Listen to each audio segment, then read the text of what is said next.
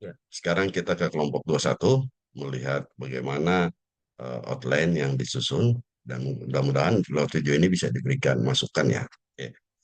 Judul yang diambil itu atau judul yang sudah ditentukan adalah analisis kritis penerapan hak dan kewajiban warga negara studi kasus mahasiswa universitas. Nah, kalau misalkan ini studi kasus mahasiswa, ini dispesifikasikan seperti yang sudah saya sebutkan di samping.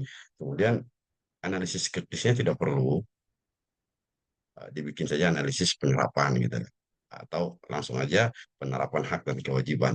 Tidak perlu lagi ditambahkan analisis kritisnya. Itu saran saya. Nah, ini belum begitu terlihat bagaimana kemudian tema ini hak-hak apa gitu lah yang ingin diterapkan atau ingin dikaji dalam proyek ini. Nah, ini harus dimasukkan di sini agar latar belakang ini menjadi lebih jelas gitu, menurut saya. Oke, rumusan masalah ini dihapus karena tidak ada dalam rancangan outline-nya.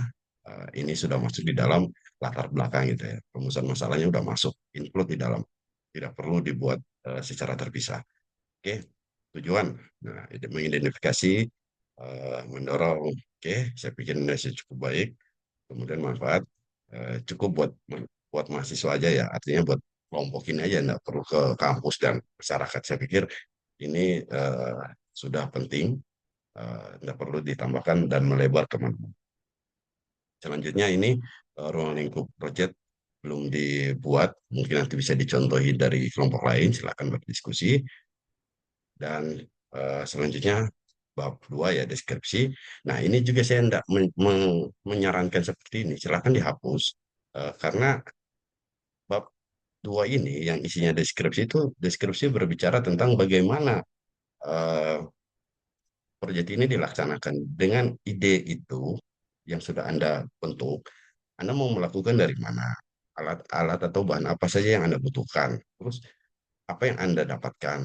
Setelah Anda dapatkan itu, misalkan data, Anda mau memvisualisasikan seperti apa? Nah, itu deskripsi ya. Itu harus Anda jelaskan, bukan kemudian pengertian konsep teori yang Anda masukkan. Itu maksud saya. Jadi mohon ini dihapus dan diperbaiki. Nah, eh, metodenya saran saya pilih salah satu saja, misalnya eh, wawancara gitu ya dan observasi gitu. Dan seperti ini agak cukup membingungkan. Dan kemudian juga ini diperbaiki, setiap orang diberikan tugas apa dan tugas tambahannya apa.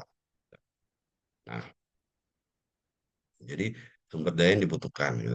Oke, sumber daya yang dibutuhkan, kalau narasumber tidak perlu, keuangan tidak perlu, cukuplah Anda tuliskan HP, laptop, terus pena, buku gitu ya, yang fungsinya memang jelas-jelas ada di dalam pelaksanaan proyek ini.